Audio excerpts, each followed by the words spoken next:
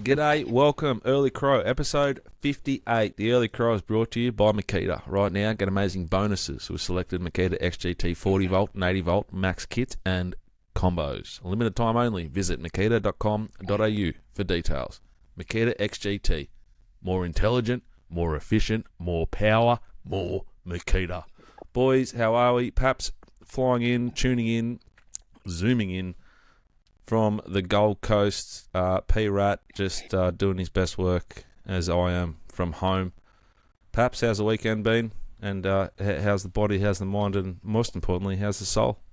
Yeah, it's good, mate. Yeah, a little getaway up to the Goldie this weekend. Had a mate's wedding, so it was good fun. Saturday was one of the great days on the punt, and yeah, it was great.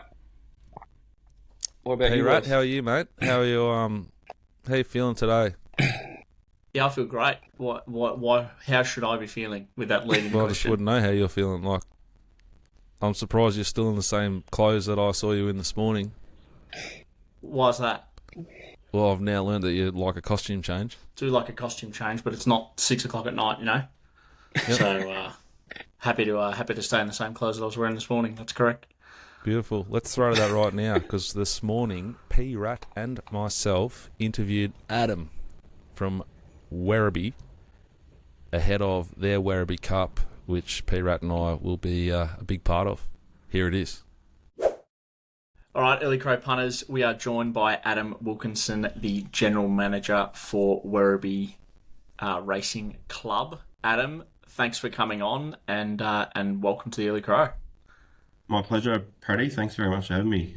It's an exciting time of year for the club, leading into, I suppose in simple terms, our grand final day in a couple of weeks, Werribee Cup Day. Yeah. Do you start looking at the weather forecast yet? Yeah, we do. Yeah, it's always been What's the one betting? that's on, from a fair way out actually, and I think I heard the Ballarat CEO Peter Downs say the other day that they've got a great day as well. So. They're Saturday, we're Sunday, so I'm hopeful he's right. Okay. What's the long range forecast telling us now? Oh, I think it's early 20s, so good solid day. Exactly what we as a racing club, particularly on our event days, look for.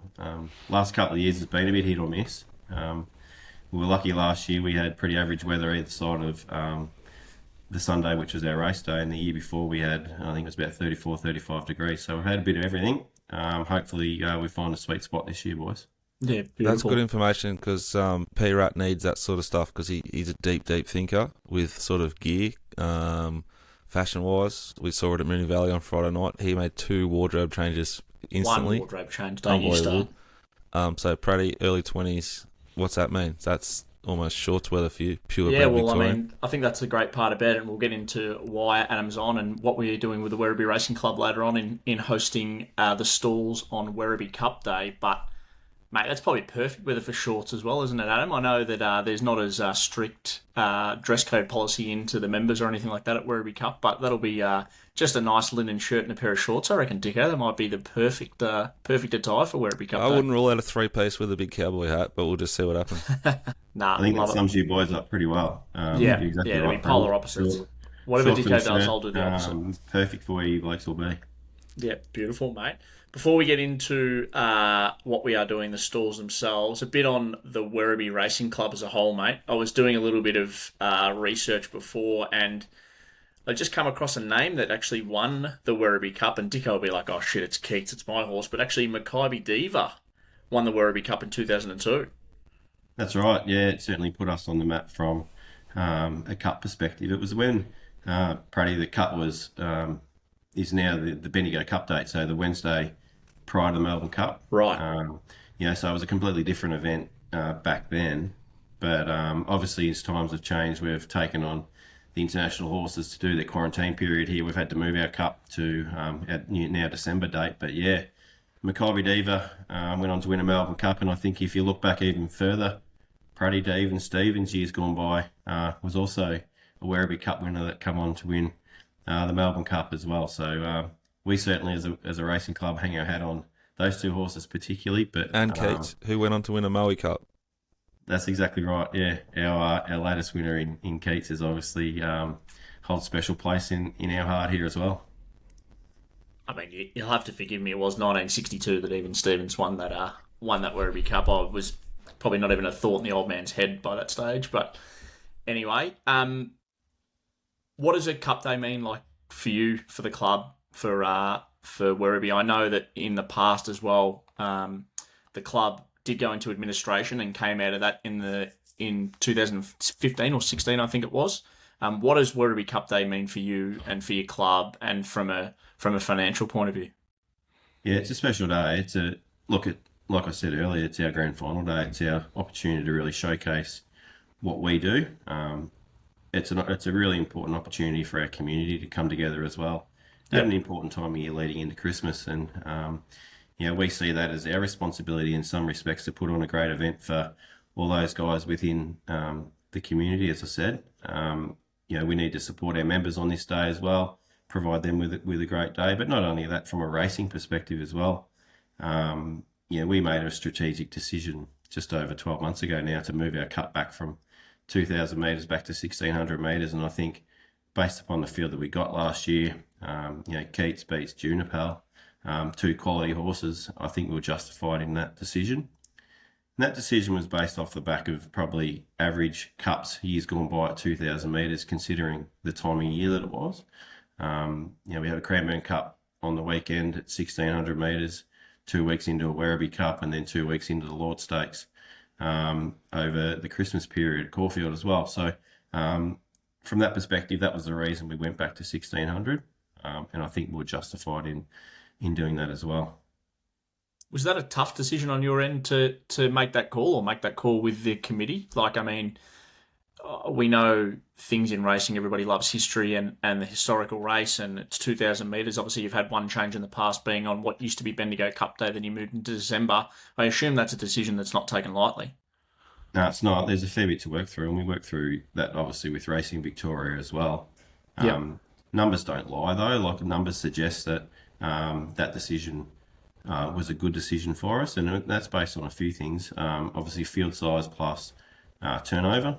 And if you look at the overall quality and rating of those horses that raced last year, would suggest that it's the right move, and I'm hopeful that's going to be the case for the long term. The purists and the traditionalists would suggest that it's important to have your cut field run past the winning post twice in some respects and start at the top of the straight.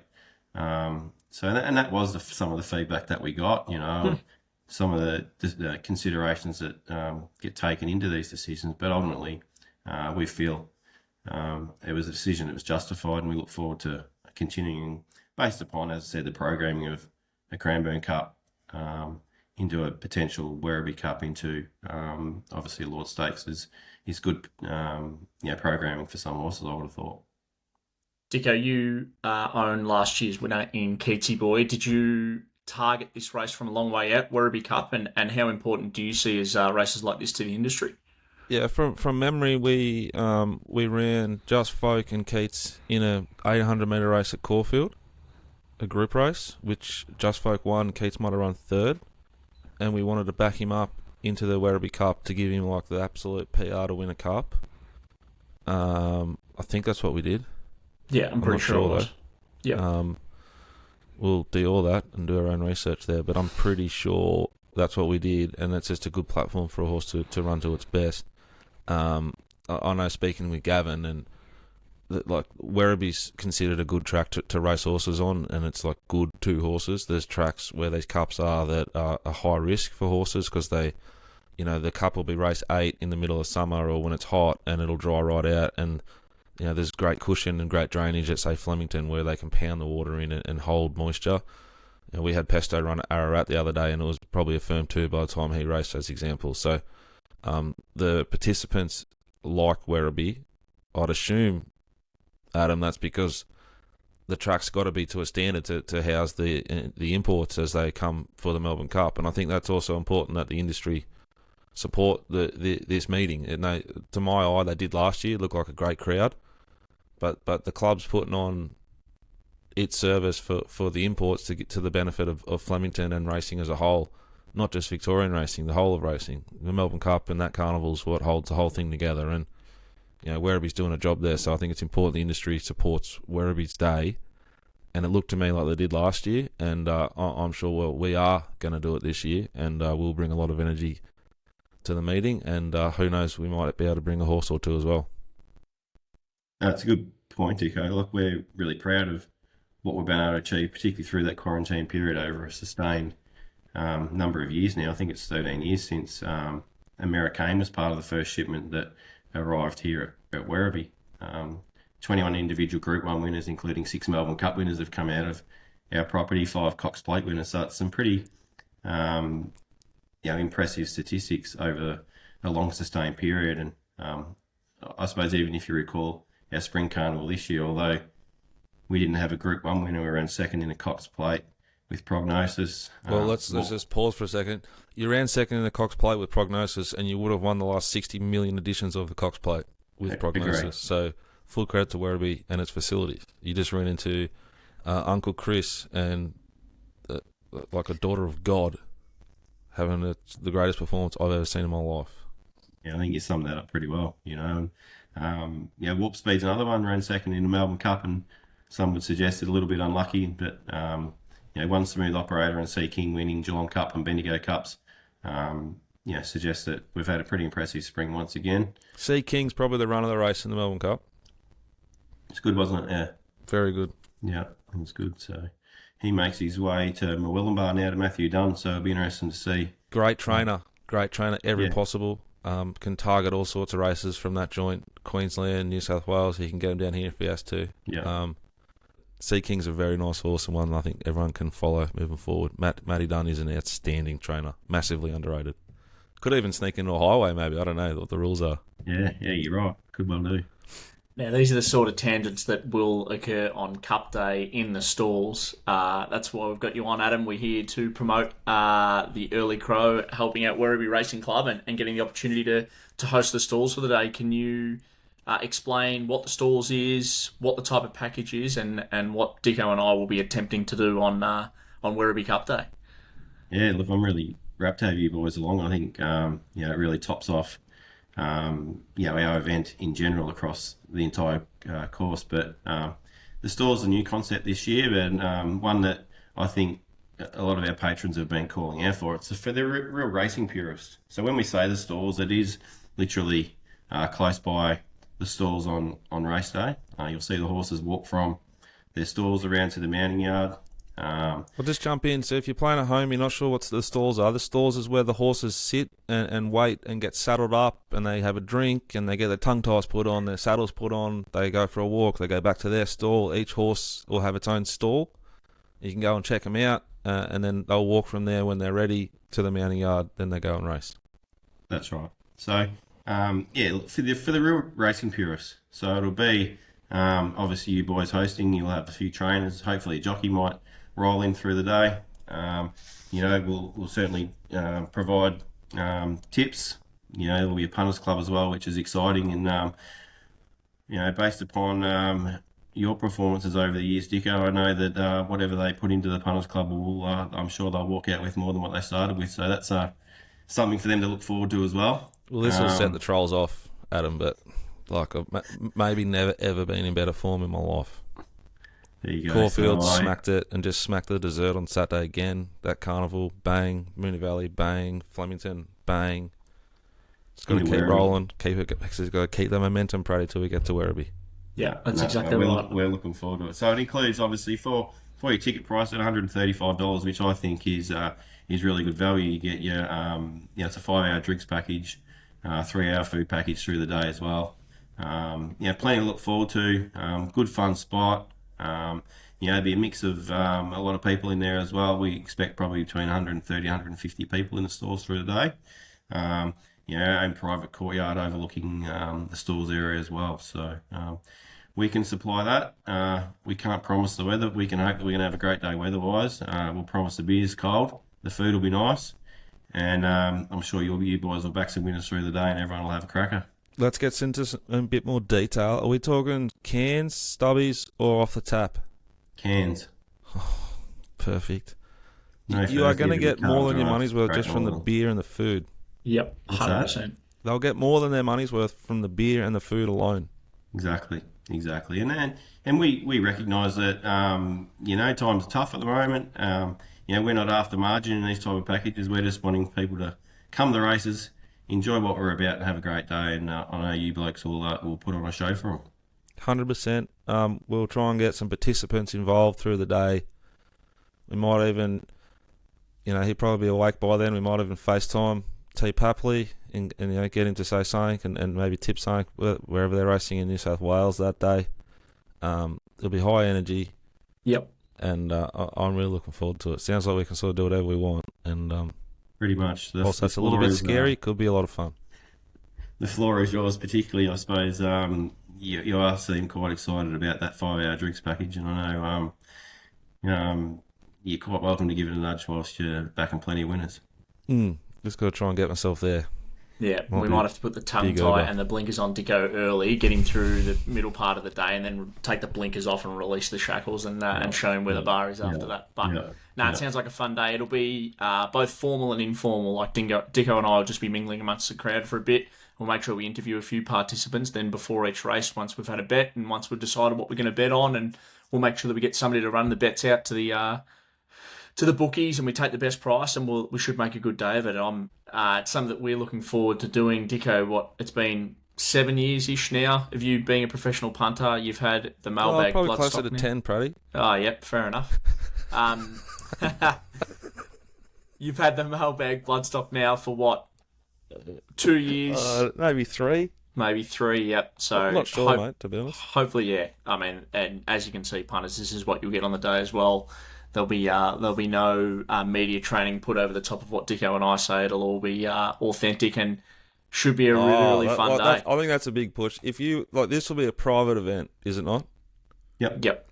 Everything I do and say at this event will be alleged and in jest and a joke, and I will not be held liable.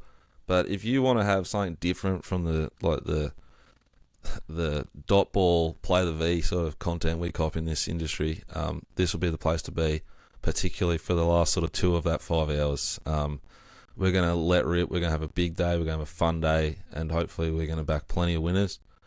And I know personally we have a heap of horses coming back in. We had 2 or 3 trials this morning at Cranbourne, and I hope we can get a runner or 2 there, just add to the whole day. So I'm very, very, very excited to allegedly be at the Werribee Cup. Oh, well, we will be there. That's not alleged, but anything that has been said and will be said will be alleged. No, we really appreciate your support, boys. I think over the years they say, particularly at Moonee Valley, where legends are made, and I'm hopeful come Sunday, 8th of December at Werribee, that there's 2 more legends that we can add to the Werribee Racing Club.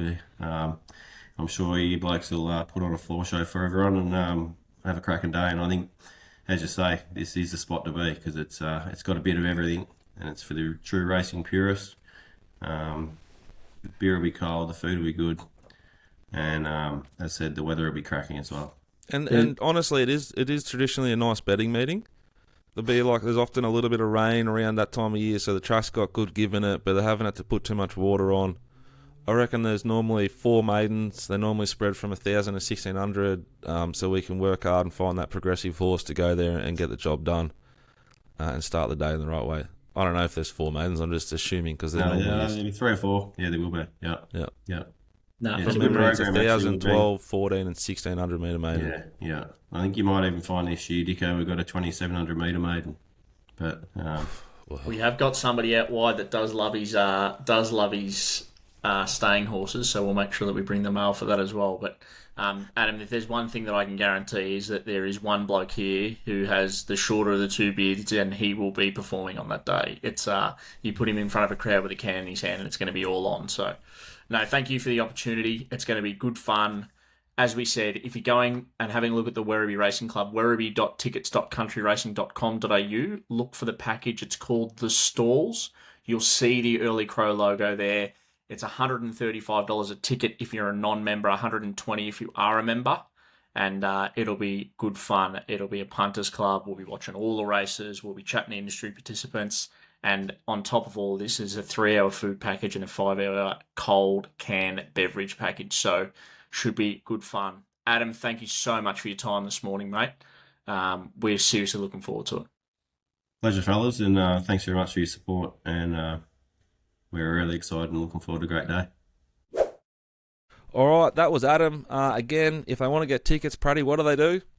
Go to Werribee Racing Club, just Google it, go and find the race day information, Werribee Cup Day, click on the package that's called the Stalls. It's $135 if you're a non-member, $120 if you are a member. It's for racing purists. We'll interview a few people around the traps and we'll run a punters club, and you can come and hang out with Dicko and I and enjoy a 5-hour beverage package and food package. It should be a good day at Werribee Cup Day. Plus, we'll be betting on the sunny coast, and if T. Papley steps up, Hawkesbury. Oh, Lovely. Jeez, it's a bargain. 130. What was it? $135. Yep, 5-hour Jesus. drink package. Yep, All you can drink. coldest Gee cans whiz. on earth, responsibly. Plus food, just to keep you settled, you know? Eating cheap. Line that stomach. Yep. Now, let's start Friday night at the Valley. Another great experience on course, particularly because P-Rat was there, just being very Now I get where you're going with this. Firstly, he beat me to the track. As per. He dead set perhaps parked about the 1,000-metre shoot somehow. I don't know how. Like, Yeah, you didn't got get to conned. sort of go in there with a bit of energy and a bit of game, and sort of, you know, ask for forgiveness, not for permission with where you're going to park. I said owners, they said, as far left as you can, champ, you don't own shit. Off you go, back to the back corner you go. So I'm about a 9 from the where you get in. I walked to the front. We had a ticketing debacle, and then Another we sorted that. Yeah, another one. And then Pratty decided he needed to get changed. It was dead set a par 5 from where we were to get to his car somehow. Yeah, I need to go back and get the little tops for the microphones because I forgot them, and then we decided to start strolling back. And I'm like, it's a bit breezy. I might go throw on the long sleeve, you know. But anyway, I just wanted to keep Dicko from over racing inside the valley too much. That was all. I just can't believe a man with such mental clarity in punting. I think Tom would agree. There's no one I've ever seen handle it all better than he does. Just has so much indecisiveness when it comes to kit and like structure when he's out in public. It's just he's a rare unit, our man. That's good stuff. I'm just glad I took something extra to wear because honestly, if I'd have just been in that shirt, it would have been freezing at the valley on Friday. Yeah, night. but then we had to walk the par 5 back to the front, then through the tunnel, then get the owner's tickets, and then there was like 2 to 3 little beads starting to drip off the forehead. Like he was starting to regret that decision. It was hot. It was nice and sunny when we got to the valley early, but yeah, Oh. at the end, you should have seen the way this bloke was walking anyway, Paps. For Christ's sake, he walked 18 holes of golf. Looked like he'd run a marathon. He was struggling that bad. I thought his shoes were too small for him. Jeez, I haven't heard about golf. He mustn't have played that well. 31 points off 7, so I think all right. you know 30. If you get 30 points and you're off 7, and I'm not that good. I think life's pretty good. I just couldn't not sink bad. putts. But I'm really happy with where I'm at when it comes to taking on the sort of core blokes that I need to beat, you being one of them. I'm in a good spot. I didn't see the P plates though. I was going to ask you that. Were you on red P's? Are you allowed to have a passenger yet? Or Yeah, I can have passenger. Yeah. Yeah. Nah, when you're 65 and get your P's 2 years ago, there's no restrictions like that, mate. Yeah, right, She's all right, good. right. You can go 100 in the 100 zone. It's all good. Yeah. Really? Yeah. Yeah, it's all good. Yeah. You're Yeah. allowed to go 100? Yep. You didn't know where to go from there, did you? Just walk us through this. So, sometime last week we learnt that Royce, our man, Michael J. Pratt, has recently acquired his driver's license. Yeah. So How? Why? 3 And years again, ago, you very knew this rare. when I picked you up from the airport because, look, you were battling that day to say the least. Where'd you come from? Magic Millions? No. What Adelaide. sales were you at? Yeah. Adelaide. And he picked him up, had half a kebab on his face. Scotty Scheffler just won the Players, and I That's took all right. everyone's golf money. That's Remember right. that. Saw me drive in, and then I went behind a bus, and then he completely lost me. And then straight away you were like, "Oh, I didn't notice it was you because of the piece on your car." Yeah, just a lazy fuck, really. That's all it really boils down to. One of my best mates was older than me and drove basically all the time, and then a mate who's a year younger than me ended up getting his license, and that was the end of that. I would probably owe Geez, you would have saved some coin on. $500,000 in petrol, I reckon, and lifts. Yeah, I've got a big debt over my head, and people haven't started asking me for it back yet in terms of lifts, but no doubt that'll come. If they want to just pass over those credits to myself, I'll use them up over the next little bit. How does it work these days? Like, do you have to get your hours up on your L's? Nah, mate, that's what I was saying to you. When you're 65, all that shit goes out the window. You're kidding. Nah, you don't have to do anything. I was thinking Michelle's like sitting in the passenger seat, Paps, while he's like, she's going, make sure you look left and right, 10 and 2, 10 and 2. Yeah, because that's what I was going to say. You were doing your hours with your missus in the front seat. Yeah, 100%. Yeah, couple of mates, missus, yep, got it done. So you had to get the hours up? Didn't have to get the hours up. Nah. I'm telling you, once you get over 25, everything goes out the window. You don't have to do any of that stuff. You just need to pass the test. Yeah, I was pretty smart, wasn't I? Did you pass first time? Yeah, first time, yeah. Sure. I got my P's. 100%. I got my L's on my 16th birthday. And I reckon it was 16 and 9 months you could get your P's. And I did it on the day. Yep. And the bloke that passed me said, "You passed, mate, but if you... I guarantee you're going to have a car crash." That's what he said to me. Do you want to hear Juzzy's first time he went for his licence? Yes. Guess how far you reckon he got? I don't reckon he would have got it. If it was an underground car park, he would have struggled. Like, just would have got in his head. He didn't get out the driveway. Forgot to blinker outside, straight out of Big Road. Oh, no. The crust. Didn't make it out. Failed straight away. Said, mate, pull over, just up here and you'll turn around. Oh, that is cold. Fuck, mate. Oh, the crust. You could, obviously, that's not surprising though, is it? No, it's not at all. Nah, that's not as much of a shock as I thought it'd be. But yeah. Do you have to sit a test to get your P's, Pratty, or they give them to you too because you're old? Nah. You still have to sit the test, yeah. So did the guy or girl say anything like, "Geez, mate, you're a bit old"? Yeah, he's like, "Oh shit, you could be my father. You're that old." As we were going around, but nah, he didn't say anything. He just got on with it and got it done. Then we've got it. I remember they used to have like all the everyone, all the boys and girls your age, like you knew all the tricks that the testers had. Like they're going to take you to this stop sign and that stop sign. Don't just be ready for that stop sign and shit like that. Reverse parallel. Yeah. Can you reverse park yet, Pratty? Yeah, mate, how do you reckon I got my licence? You have to learn how to reverse park. I reckon it's probably more strict than when you went through and got yours. What was that, 20 years ago? The final question on the P plate. Debacle, yep.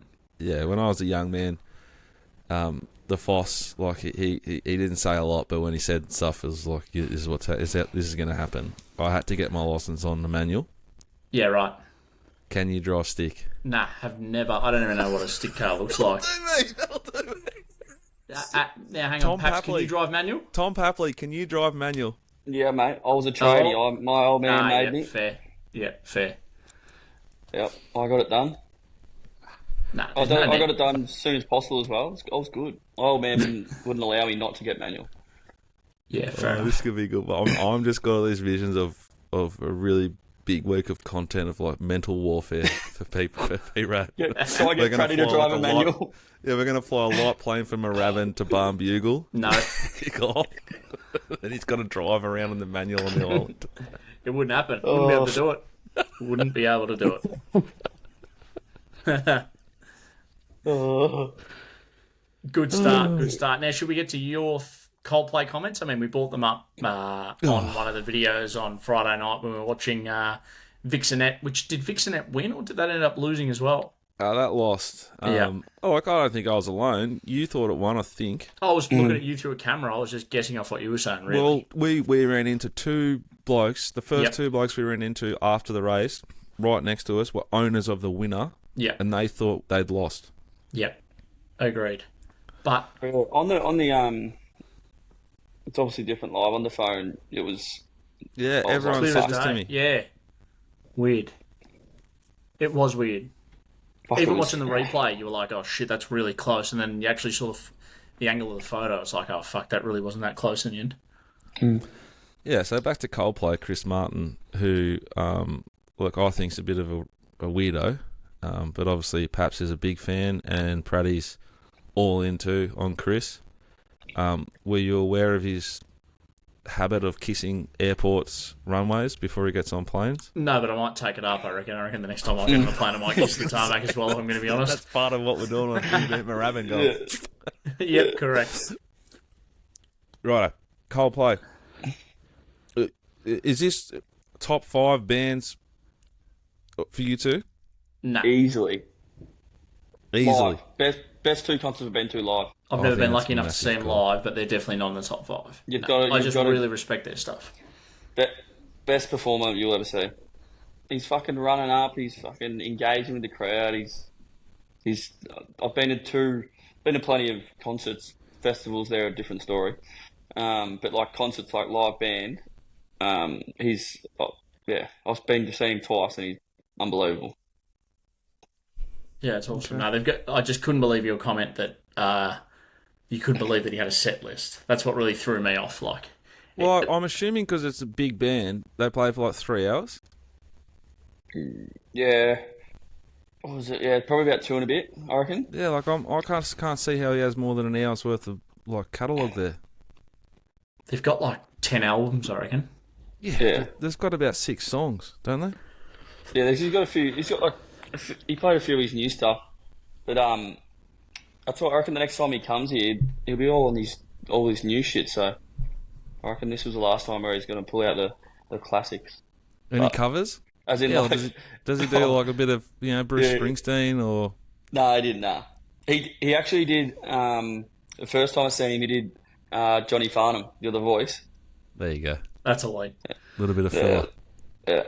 Local filler. So he's an operator. He knows what he's doing. He plays for the crowd a little bit. The home crowd he's- sort of stuff. Yeah, and he gets he's good. Gets like the crowd singing, turns the mics off, and then the whole chorus and shit. It's good. He's fucking good. Okay. Look, you do you. Rule number 1. And while we're on music, talk to me about Thirsty Merc, Pratty, because Pratty made one of the great, well, it was early, one of the great playlists I've ever heard. I was really enjoying his work. Great, like a lot of Triple J like versions. Some of them, Yeah, some lots of of them it great. 50-50. Yeah. Bit of Coldplay starts leaking into it. Then all of a sudden, it's taking me There's back no to the Coldplay summertime. in that list. There might be a Coldplay cover from an Australian band, but it was Australian tunes from Australian bands, and you got to put Thirsty Merc in there. I reckon Seriously? Thirsty Merc are all time. Paps still doesn't know who they are. I thought you were talking about a fucking car or something.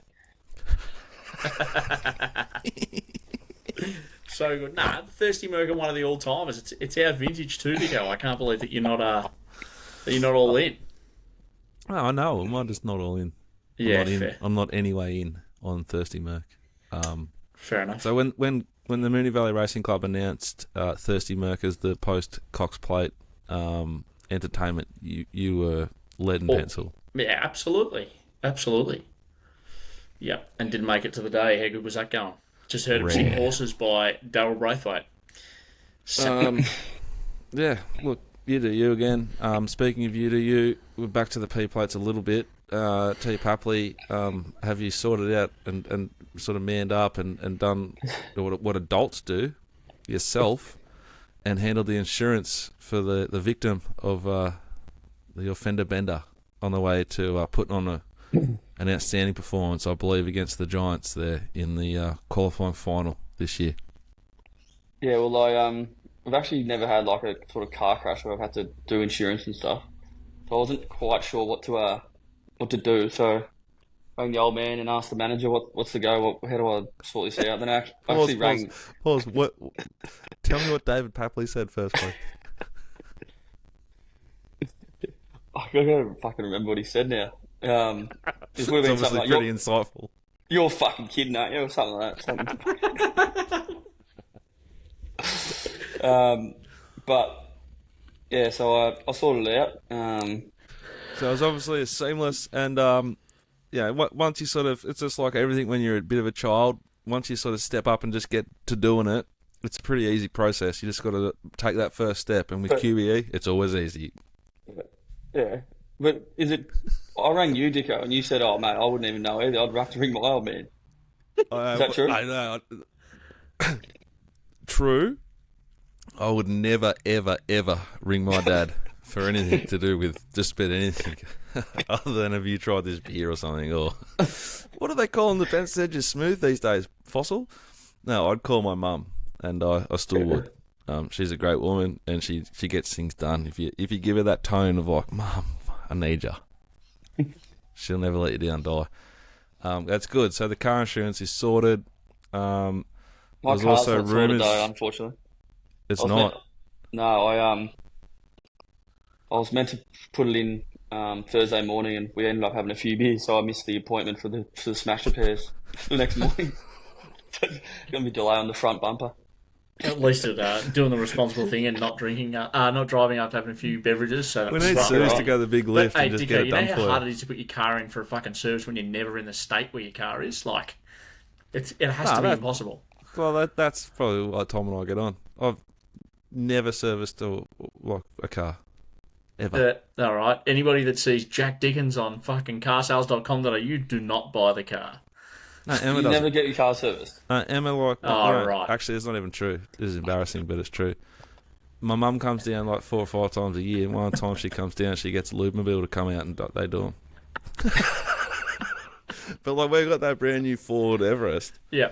You know how you get like a free service? Get that service? Yeah, well, I haven't done it yet. So yeah. We'll get there. I've actually got a bone to pick with you as well, Dicko. This one comes from Dan Bowman. He wants to know how the Be Good to Your Mother prep, where he set that thing up to win the Sir Rupert Clarke, didn't compete with Via Sistina for best prep of all time. It was a genuine setup job from Dan to win that Group 1 for himself, the only one that he's got.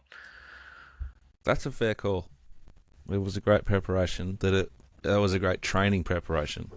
Yeah, he didn't like get the bandages loose on it and stuff like that. I'm not saying Waller did a great job. I'm saying Via Sistina's prep was as good as I've ever seen, maybe the best. Yeah, I reckon the episode was out for 15 minutes before Dan messaged that to me, so he could be our number one listener. What was the prep? What did he do? He just cuddled it. He got it into the race with no weight. Absolutely no weight whatsoever. And it then drew perfectly.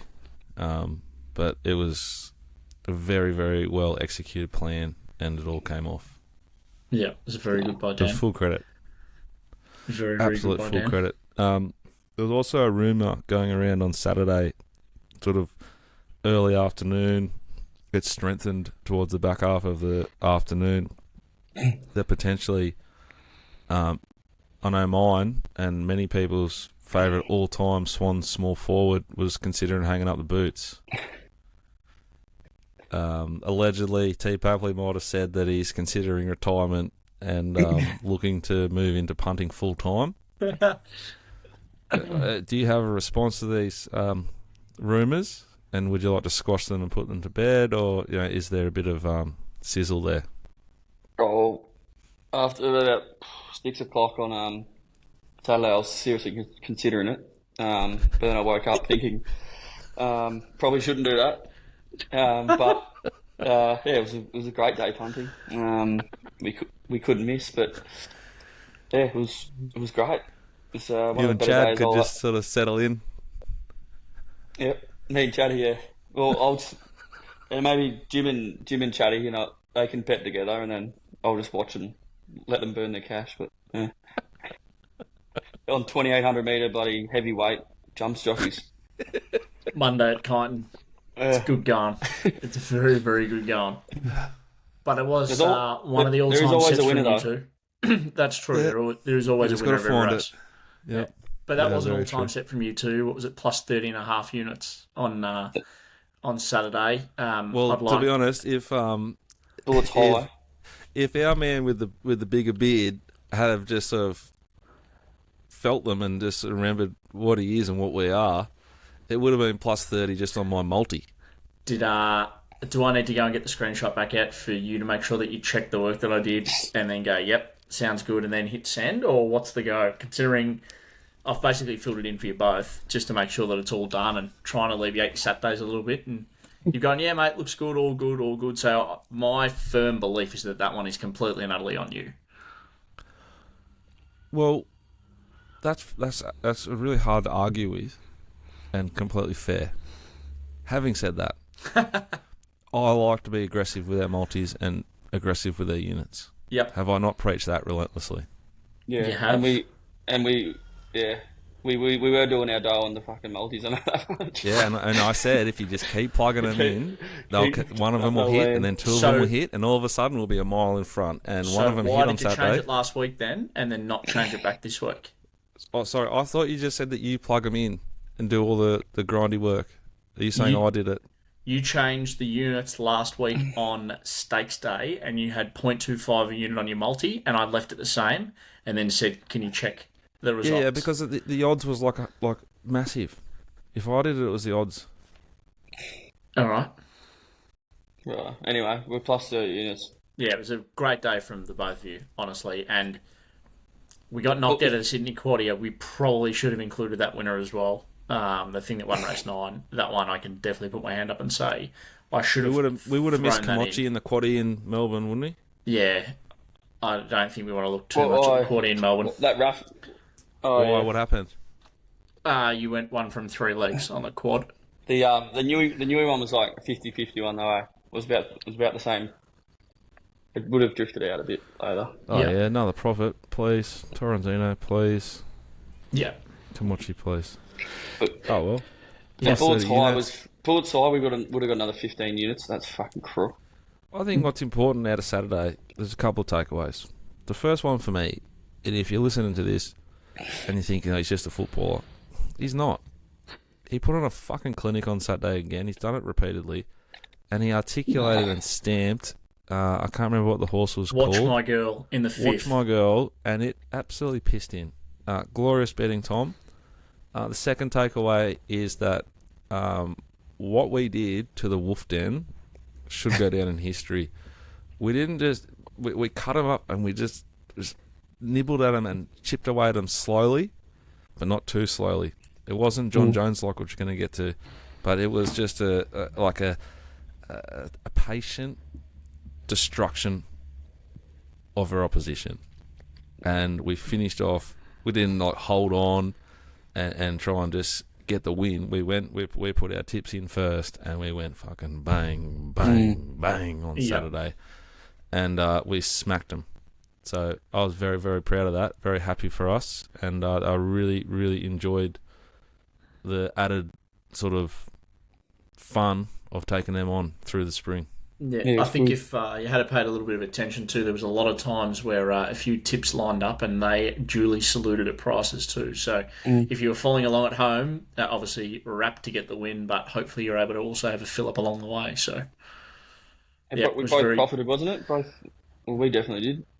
Yeah, they were in the green as well, weren't they? Might have been slightly under, I believe. It was under, Carl. Yep. Was it slightly under? Yep. Slightly I think under. they had. I went back and checked it. I think they had like 7 or 8 seconds and thirds over the last 3 weeks, with 3 seconds on the weekend. So they had some very sick stuff. Yeah, through the middle. Very, very sick stuff. But no, it was a good competition, and hopefully we can tee it up again for autumn. The autumn. If anyone else out there though wants to take us on in a similar setup, just reach out. Yeah, we'd love to play. We would love to, and as long as you do the admin, would be great, please. Oh, yeah, that's a no-brainer. That's just about whoever's punching up there. So reach out. We'll let you know who's punching which way and who's doing what. The last thing we'll talk about before we get into ponies... Actually, there's a couple of things. But firstly, did you guys catch any of the UFC yesterday? I believe it was in New York. Madison Square Garden. Unbelievable. Unbelievable. The precursor to the main fight was just like war, and that guy who looks like a tiny little man who's just girthy as doing it was like a wrestling move where he's like trying to squash him at the end. Yeah, that was sick. Do on the trampoline to your little brother and stuff when you. Yeah, 100% when he's clinging on your back. Yeah, and you'd hear the air go out of him and go, "Fuck, I've gone too far here." Yeah. Yeah, that was unbelievable, and he's laughing doing it. And now, are we talking to the main fight? Are we talking the Trump walkout? Was that the main precursor? That was unbelievable. Did you hear that was unbelievable. Roar? There was Trump. There was Kennedy Jr. Elon in his leather jacket. Just a posse and a half.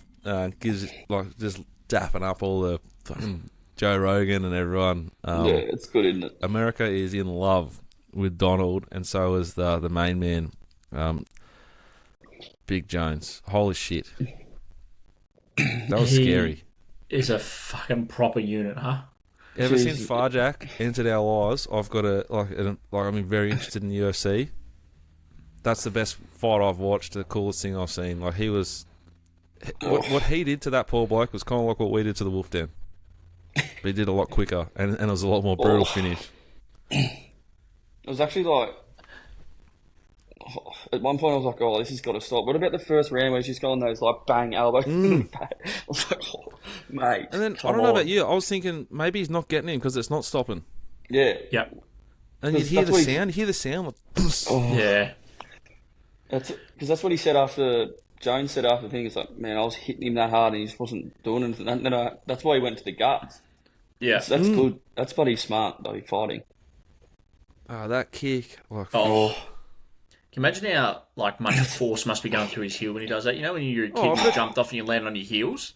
and the articulation of that is like getting elbows and everything to the head doesn't really stop me. Yeah. Kick me in the ribs and I can't get up. Yeah. Like, It was proper. and then just to finish with the Trump dance. Yeah. Oh, my grouse. God. And then pointed at him. It was all time. Yeah, it was all time. UFC just showed up the bloody boxing the day before that, didn't they? Gee whiz, that was just boring, wasn't it? It was. It really was. Oh, I I want to if it know was what real. Do you happened to think the it was Mike real? Tyson. Yeah, I wanted to know what happened to the Mike Tyson in training videos that I saw that you wouldn't have wanted anyone to go in with him to compare to what we saw on the day. It's a big conspiracy, isn't it? There was a stark difference in human beings.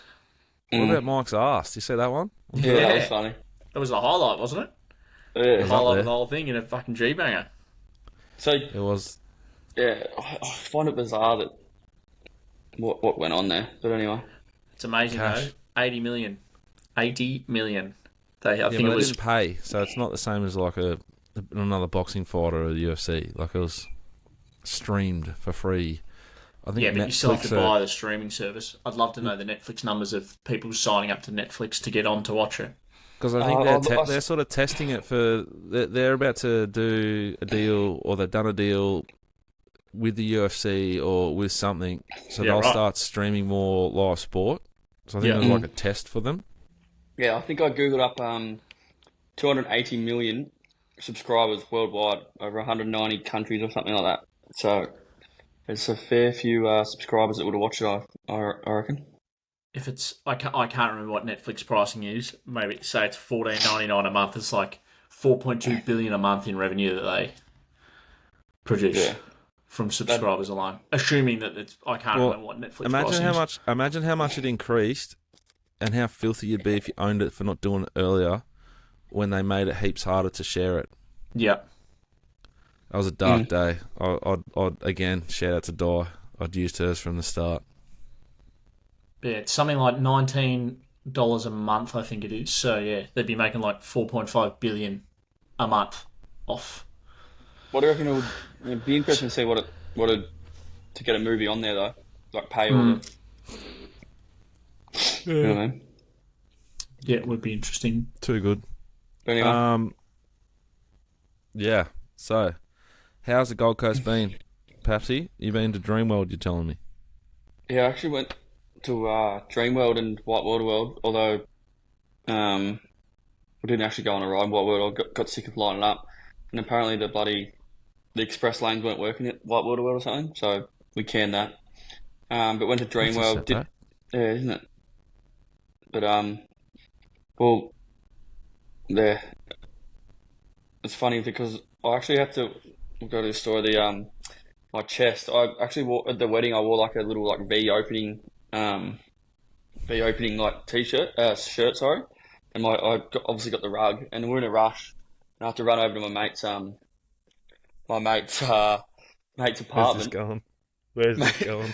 Mate's apartment, and I've quickly shaved it because we're in a rush. We're running late, and then I've realised when I've gone to Whitewater World the next day, my chest is looking like that, so it's half shaved. I look like a fucking idiot.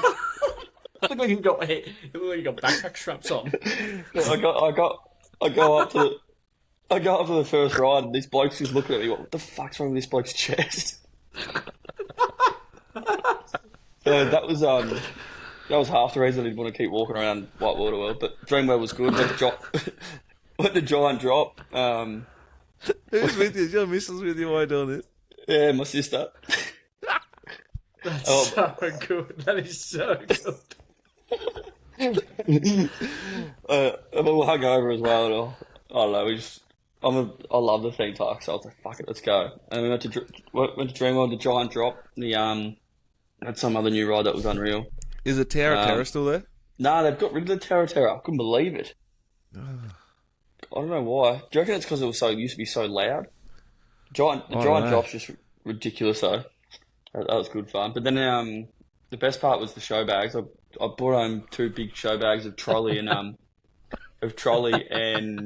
Zappos, so I'm full there.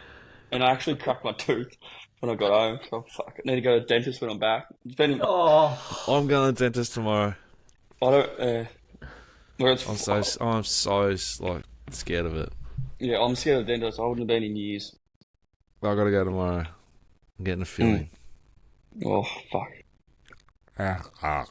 Just the one, Dicko? Yeah, which is a testament to my oral hygiene because it was the first time I've been to the dentist in 5 or 6 years. Oh. Such is my hatred. Before we do ponies, just the last thing we will raise before we just focus heavily on the horses. Test cricket's back Friday afternoon, Perth. One of my favourite tests. I don't know if I love it, need it being the first. Like, such is my keenness for cricket and test cricket that I'd happily cop like the Brisbane test first, and I'm happy to watch it from 11 o'clock onwards. Because the Brisbane test is still perfect time. It's just that hour later for us. Like, it's still it's a perfect way to start. Yeah.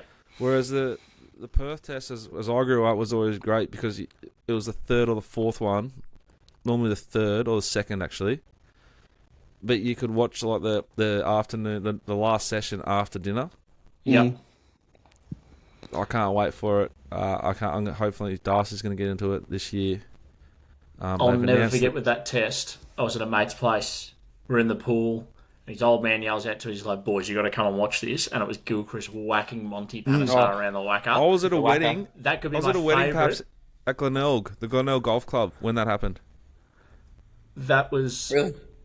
proper. Like that's probably one of my biggest, bar being at the MCG when Warney took his 700th. Bar being there that day and being at mid-on from the same end that he bowled it from, which was just elite. That is probably my favourite bit of cricket ever, watching Gilchrist smack Monty Panesar or smack everybody around the whacker. It was fucking all Did top. he bat with like a ball in his glove? Yeah. Yeah, and he used to hold it at the top. What's that Half a about, squash Pratty? ball. He said it had something to do with making sure that he didn't grip the bat too hard with that hand, which allowed him to just play freely through strokes. His glorious Puma. Remember his big green Puma? That was one of my first bats I had. Same. Orange Puma. Exactly the same. The old man's like, "What do you want?" I was like, "I want Gilly's Puma." It was my second bat. My first bat was V100. Shout out to Mark Law. Yep. Glorious. Yeah. We might have a few. Glorious. Might have a few bets on the captain's run then for the cricket, eh?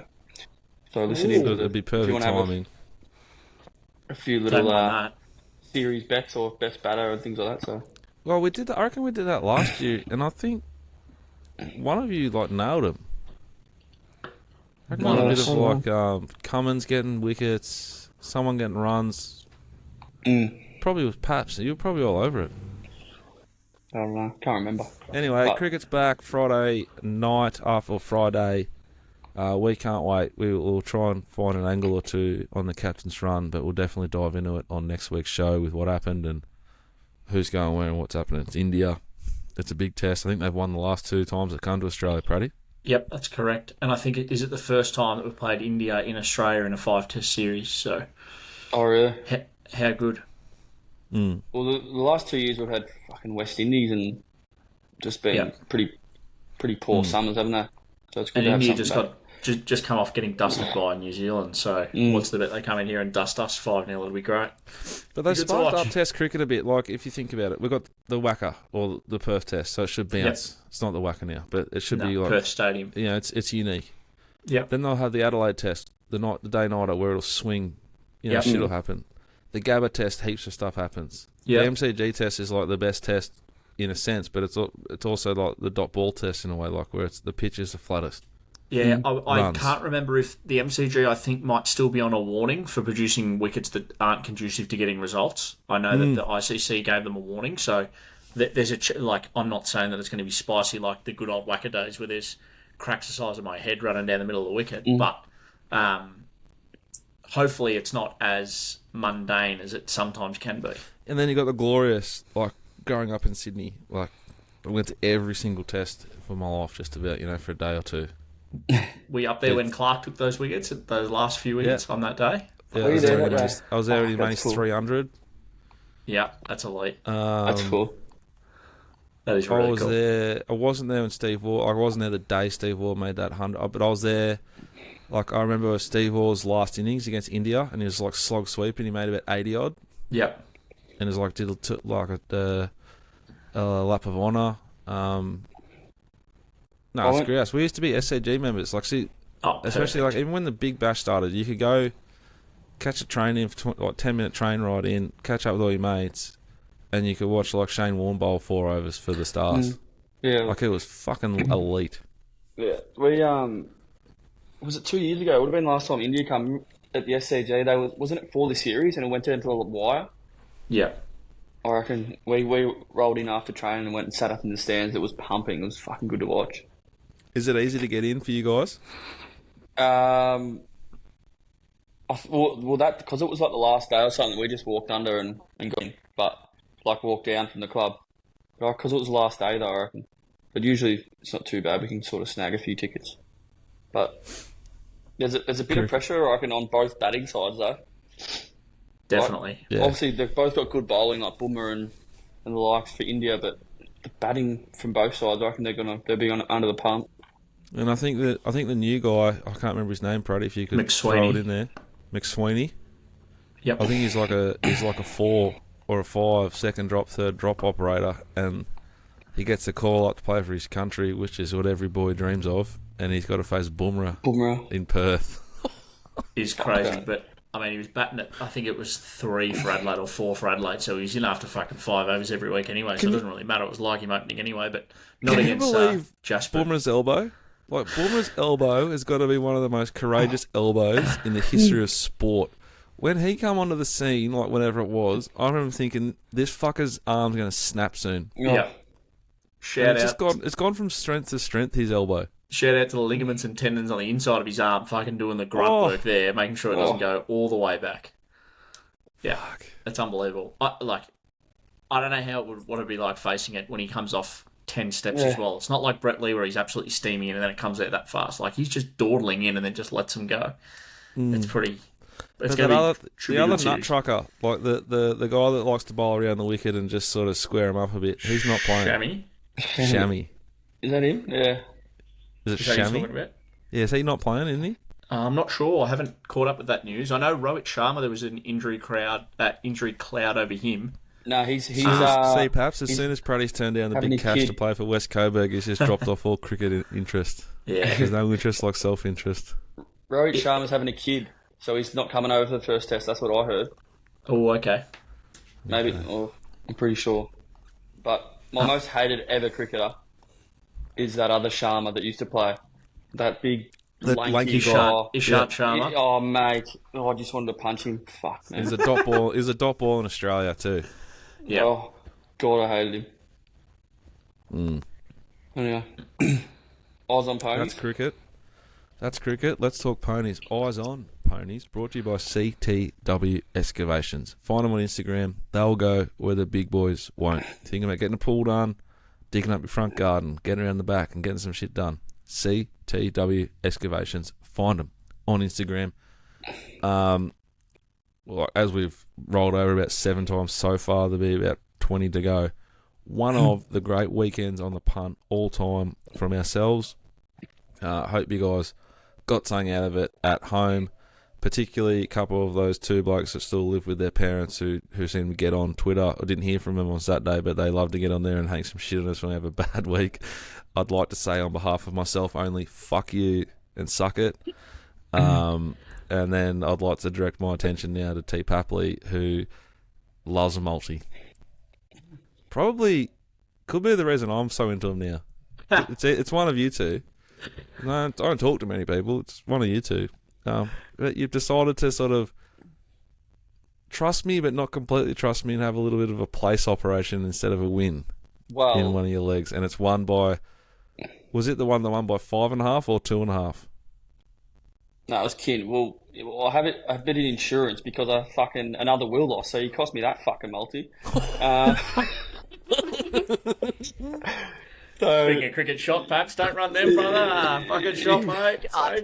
Save them. You can get fucked because I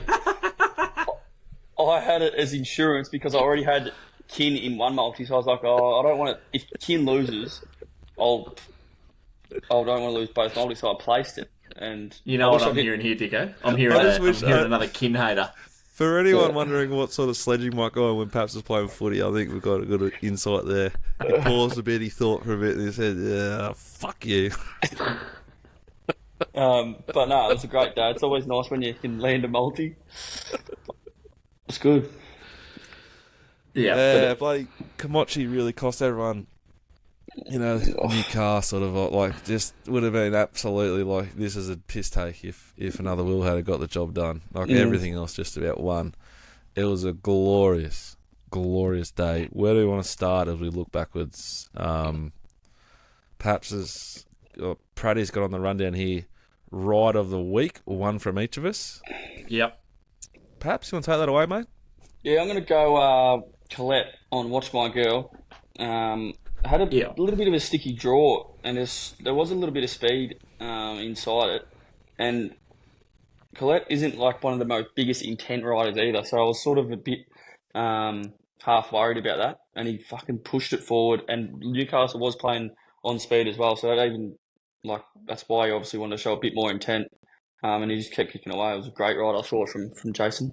Pratty? Mine would be, it happens a lot, and he gets away with it a lot. The C's always seem to part, but I don't know if you caught the WA Champion Philly Stakes and Pike's Ride on Storyville. This is good. Mate, Yeah, wide rides, what we like. Oh, hang on, sorry but the editor is off its head now. You guys made me laugh and it just flares it up. What happened in Adelaide? Because you declared one immoral. Yeah, it was scratch. So yet again. Nailed it. Another collect. Put it on the chalkboard. Got to take them all. Yep. No run. Yep. So beautiful. Survived another day. Pikey loves to just have horses flop out of the gates. This thing's led before. He had it sitting 11th out of 11 on the rail. It was another Will-like, but literally from the back of the field. And yeah, unbelievable that it got up. It won by 1.8 lengths. It was the 12th fastest last 400, 4th fastest last 200 of the day. And I don't know what it is with him over there and just riding back in the field, but he always seems to get to the gaps. And this thing was $6.50 out to $8 and absolutely pissed in on the weekend. So I'm going to have to go back and watch that. Dicko will be saying whether it's a good ride, and I do agree. I'm not sure it's a good ride, but was one that really caught my eye from Saturday. What about you, Dicko? Anything at Caulfield catch your eye? Was it, what was that horse called in the Blue Silks that went against Keats? That was a pretty good ride, wasn't it? I asked Pratty not to wind me up about that, but he has. You will. As far as really good rides on Saturday go, I think the best non-winning ride, and he's been around a while, this bloke, and I don't love him as a rider, but he's got ability. D. Moore goes Sunsets a peach in that race. Just cuddled it right in a sweet spot, and then he got no luck in the straight, but I thought from what he could control, he gave it a peach. The ride from J-Mac on Pisces was outstanding. Ben Mellum's ride on Jasmine Rouge that's absolute PR. Like I was saying before, perhaps that horse, it was real windy on Saturday at Caulfield. It would have galloped out of the pre-parade, out of the mounting yard, and gone, fuck me, it's so windy, and it's a little horse head. Behind the barriers, all the horses are like jittery because it's so windy. What the fuck? We're going to run in this. It didn't even know it was wind as soon as they jumped.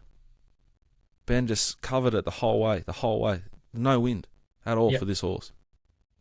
The horse would have gone, fuck no, what happened to the wind? Didn't even know it existed. Great ride, Ben Mellum. And that's probably all the rides I can think of that were really, really good. What was conditions like on course on Saturday, Dicko? Hot and windy? Hot. Real hot. Windy.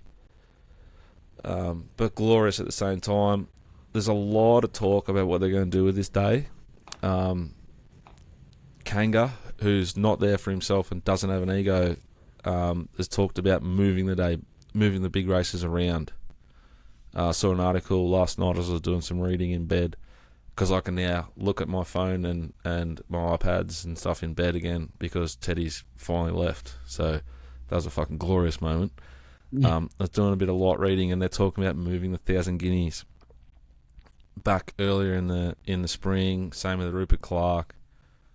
I don't know about that stuff. I don't really know what I'm talking about in regard to like the pattern sort of stuff. But I thought the day was a success. It was a great day's racing. The energy was high. The horses were good. I thought it was a success on the sort of stuff you'd measure. But it's just, I think, depends on who you're trying to appease. Are you trying to appease the breeders and the owners, or are you trying to grow the sport? And sometimes I think in racing you can't please everyone. And if you don't have leadership and direction, you're going to end up sort of achieving nothing and pleasing no one. So I thought it was a great day. It was very, very hot and windy. I thought the track raced reasonably well for Caulfield. It's been a track that's been poor recently. It's easily the worst of the 3 metro tracks in Victoria at the moment, which isn't that hard to do, to be honest, because Moonee Valley's racing out like unbelievably well, and Flemington's always pretty good. So thought it raced well considering the wind, and I thought the day was a big success. It was pumping, like heaving on course. Assisted heavily by the Minister of Irrigation and the Mistress of Police on track, just dominating, letting everyone know when they backed the winner. Jimbo's wallet, I don't know what he did with it on the way home, but if he was sitting in the car, it would have looked like that. You know what I mean? Like you have to go to a chiropractor and get a back alignment sort of thing on the drive back to Mafra with that big thing bouncing under his fat ass, because it was like a huge amount of cash he won. So full credit to Jimbo. Actually doesn't have a fat ass, but a glorious day. Personally, I reckon it's just extended. Like, I reckon it's great having that extra week after the Flemington Carnival for a young sort of punter. I reckon everyone would like that. And obviously, if it was pumping, that's what we want to see, the young crowd come in. I think even J-Mac said about the Flemington Carnival, there was heaps of young people out. If there was heaps of young people out again, that's what you want. I think everyone gets confused with like what they're trying to achieve. Yeah. They're trying to appease people who are like, they're into the sport. They're not going anywhere. I remember being a kid, like not a little kid, but you just get hooked on the Spring Carnival. Just how good would it be? You know, and back then it was on Channel 7 only for the like Flemington Carnival. And then you go looking for it the next week and then it's sort of, you could tell it dropped away. Yep. Now you can go to this meeting at Caulfield, then the meeting at Cranbourne's exciting. Good money, good races, good thought put into the meeting. Then you go back to Caulfield, and it's a decent meeting. It will still be decent horses. Then you got the Ballarat Cup with huge money. Like, they dragged it out nicely. I think the priority should be fan engagement and turning fans into punters.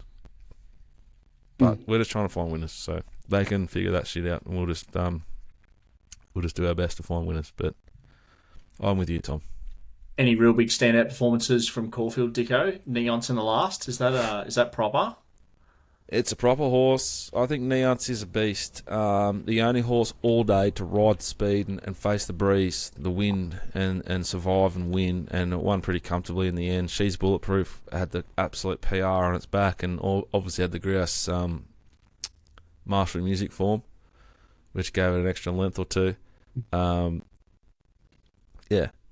Neonce is a really, really nice horse. Oakley plate sort of horse. I don't know what price it would be, but I'd assume there's actually no value there because it's too obvious. But Neonce is now a Caulfield horse. She's really sharp. I think she's been beaten once since she came to Australia. This could be wrong. I'm just rolling with this.